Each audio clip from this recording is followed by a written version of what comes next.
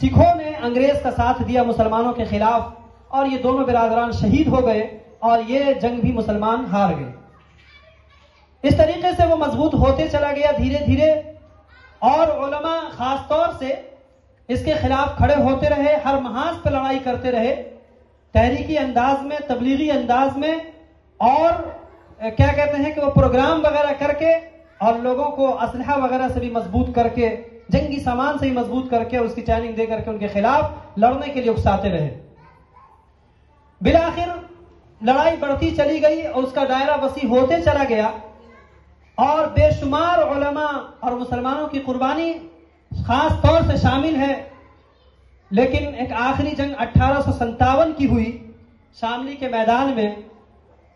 इस जंग के अंदर उलमाए देवबंद खास तौर से मौलाना कासिम नानोतवी, मौलाना महाजिर इमदादुल्लाह मक्की और मौलाना महमूद हसन देवबंदी और इनके अलावा बहुत से उलमाए किराम हैं जिन्होंने इस जंग के महाज को संभाला।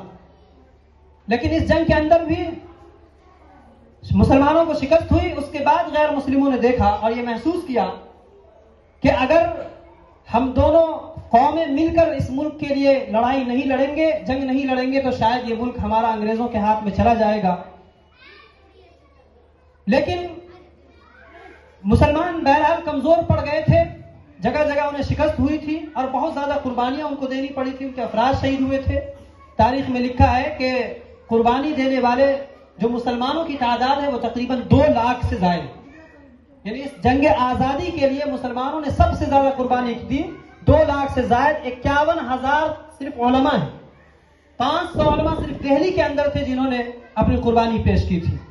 लेकिन फिर बिरादरान वतन ने मिलकर जंग आजादी की लड़ाई लड़ी और नतीजा यह हुआ कि 15 अगस्त 1947 को यह मुल्क आजाद हुआ, जब महात्मा गांधी, पंडित जवाहरलाल नेहरू और सुभाष चंद्र बोस, मौलाना अबुल कलाम आजाद, मौलाना हुसैन अहमद मदनी, इन लोगों की एक कमेटी बनी और बहुत से मूवमेंट चलाया, है ना, तहरीक मवालात चलाया, यानी नॉन कोऑपरेशन। एक तहरीक थी, एक प्रोग्राम था कि किसी तरीके से अंग्रेजों का मुआविन और मददगार नहीं बनना है। इस तरीके से महात्मा गांधी ने भी मुख्तलिफ तरीके से तहरीक चलाई, मौलाना सैयद हुसैन अहमद मदनी रहमतुल्लाह अलैह ने भी तहरीकें चलाई और तहरीक खिलाफत भी चली, जिसका कायद हमें इसको अंग्रेज ने, जिसका कायद महात्मा गांधी को बना दिया गया था। लेकिन बहरहाल ये तहरीकें सब नाकाम हुई। फिर धीरे धीरे जब मुसलमान और हिंदू दोनों मिलकर लड़े तो ये मुल्क आजाद हुआ। ये मुल्क की आजादी में सबसे ज्यादा कुर्बानी जिन्होंने दी है वो मुसलमानों ने दी है। तारीख आजादी के ताल्लुक से आमतौर से लोगों को ख्याल ये है कि 1857 से ये जंग शुरू हुई है और 1947 में खत्म हुई है, सिर्फ 100 साल की तारीख लोगों को मालूम है। हकीकत यह है कि ये जंग आजादी 200 साल पर मुहित है।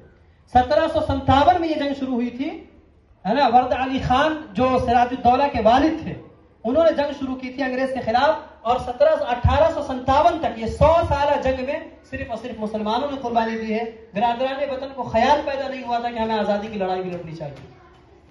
100 साल मुसलमानों की कुर्बानी के बाद बिरादरान वतन ने, बहरहाल दोनों कौमों ने और भी दूसरे कौम के लोगों ने इसमें शमूलियत इख्तियार किया और फिर सब मिल करके अंग्रेजों के खिलाफ लड़े एकजुट हो करके। तो अंग्रेजों को यह महसूस हुआ कि अब शायद यहाँ हमारा रहना मुनासिब नहीं है, फिर वो इस मुल्क को छोड़कर चले गए। तो बहरहाल ये 15 अगस्त का दिन है। 1947 में ये मुल्क हमारा आजाद हो गया था अंग्रेज से और उसके बाद से हर साल 15 अगस्त को हम लोग आजादी का जश्न मनाते हैं, है ना। इस उत्सव के तौर पर कि हमारे अंदर वही आजादी के लिए कुर्बानी देने का जज्बा बाकी रहे और अपने पूर्वजों और अपने, है ना, असलाफ के कुर्बानी देने के जो जज्बा थे और उनकी जो तारीखें थी उनको हम याद रखें और उन्हीं की रविश पर चले। मुल्क को अगर कभी फिर आजाद कराने की जरूरत पेश आए तो हम सब हर वक्त सर पर कफन बांधे तैयार रहे कि जब भी मुल्क को आजाद कराने की जरूरत पड़ेगी, मुल्क पर अगर गैरों की नगद निगाह पड़ेगी और इस मुल्क को कब्जा करने की कोशिश करेगा तो इंशाअल्लाह हम तमाम हिंदुस्तान के वासी उसको मुल्क से निकालेंगे और उसके लिए जंग करने के लिए तैयार रहेंगे। बहरहाल ये जो हम प्रोग्राम मना रहे हैं, क्योंकि बच्चों का प्रोग्राम है, आमतौर से बच्चे यहाँ पर स्कूल के अंदर बैठे हुए हैं, यहाँ के जो गार्जियन हैं इस मैनेजमेंट के और इस स्कूल के, मैं उनसे एक दरखास्त करना चाहूंगा कि अपने स्कूली निसाब के अंदर तारीख को भी जरूर शामिल करें और वक्तन फवक्तन जो मुसलमानों की कुर्बानी है इस देश के लिए, जो मुसलमानों ने इस देश को आज़ाद कराने के लिए कुर्बानियां दी है और जो उनकी तहरीकात हैं इस देश को बचाने की, है ना, उन सब चीज़ों पर भी वक्तन फवक्तन लेक्चर होने चाहिए और बच्चों को जहन में ये बातें आनी चाहिए कि इस मुल्क को आज़ाद कराने में हिंदू मुसलमान दोनों की कुर्बानी है। जिस तरीके से सिलेबस के अंदर और क्या कहते हैं कि स्कूली निसाबों के अंदर तारीख को मिटाई जा रही है, तारीख को ख़त्म किया जा रहा है, हमें अपनी तारीख को भुलाना नहीं है। इसी बात पर हम अपनी तकरीर ख़त्म करते हैं। व आखिर दावा अल्हम्दुलिल्लाहि रब्बिल आलमीन।